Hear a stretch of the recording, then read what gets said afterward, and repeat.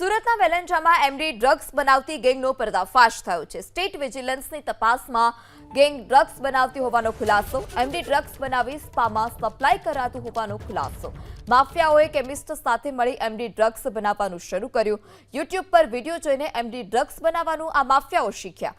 આરોપી મુનાફ કુરેશી, કેતન રૂફાલિયા રાત્રે ફ્લેટમાં ડ્રગ્સ બનાવતા। મહિને કરોડો રૂપિયાનું ડ્રગ્સ બનાવી પેડલર મારફતે સ્પામાં સપ્લાય થતું। એક મહિનામાં વિવિધ કેમિકલોથી કરોડોનું એમડી ડ્રગ્સ બનાવ્યાનો પણ ખુલાસો થયો છે।